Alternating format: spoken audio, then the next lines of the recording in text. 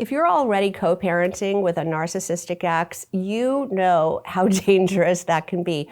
But if you're on the other side, not yet there, and you're anticipating what this might look like, this video is for you. We're talking about the hidden dangers of co-parenting with a narcissistic ex. I'm Victoria McCooey. I'm a high-conflict divorce coach, a divorce mediator, and the creator of the Reclaim Your Power system. I help people every day who are right where you are, stuck in a toxic marriage to a narcissistic spouse, or already engaged in a contentious divorce from one.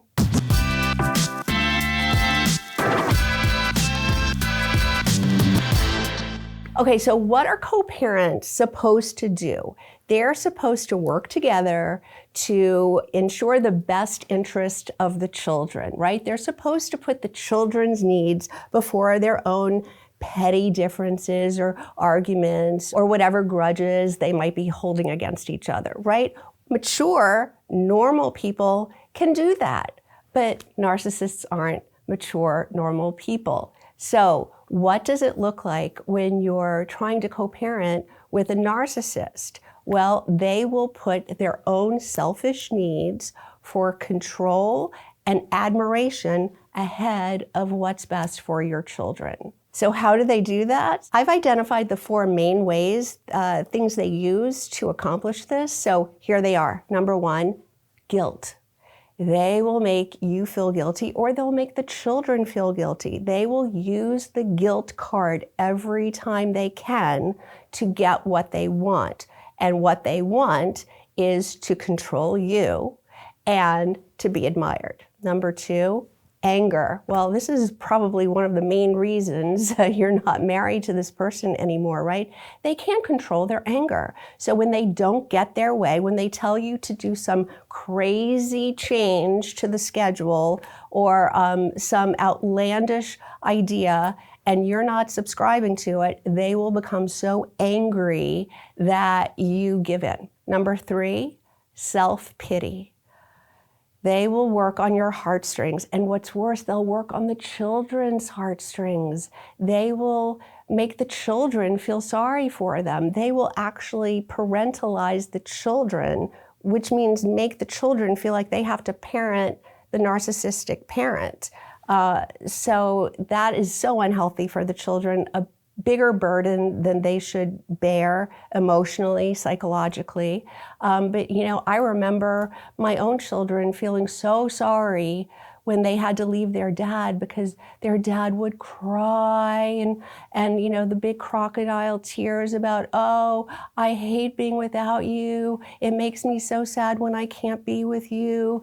And I'm so sad that I can't live with you. All the things he knew would make them feel sorry for him, and now they're totally compromised. You know, in a healthy situation, a parent would say, I loved being with you. I can't wait till the next time we're together. Have a great time with mom. You know, they would try to help the children cope, but you know, this is not a mature parent. And number 4 is use the children as pawns, right? So they will send messages through the children. Tell your mother, blah, blah, blah. They'll involve the children in your disputes. If you don't do this for me, I'm going to tell the child this about you, some lie. You know, they'll actually weaponize the children. You know, I hear my clients who haven't quite gotten to the this part yet say, oh, no, he would never do that. He would never do that to the kids. And you know what? They're always sadly surprised that, yes, narcissists have no boundaries. They have no moral compass. There is no empathy for what the children might feel from what they do. So yes, they will. They can't control themselves. They will use anyone, anything, to get their needs met. So what's the answer? What do you do? Well, it's something we call parallel parenting. And that means you don't give favors, you don't give information that isn't court ordered. You only supply the bare minimum of information that you're ordered in your divorce decree to do. and no more. No emotion, no insights into what your life is like, or insights into what you want or what you hope for, or what the children are doing outside of what you have to convey. That way they have less information to use against you. You never can do favors because it opens up the door for them to control you. And it's never, this is why you left. It's never what they say it is. The goalpost will always move. If you open the door even a little bit, they will barge right in. So you have to keep that boundary really firm. And yes, sometimes it's upsetting to the kids that they don't get to do something that you would have happily let them do on your time with dad or whatever. But in the big picture, this is better for them. It's better for everyone, because if you lose all control, how are you going to be a good parent to your children? Is this something that you're dealing with or anticipate you might have to deal with, and you would like to get some more help around this?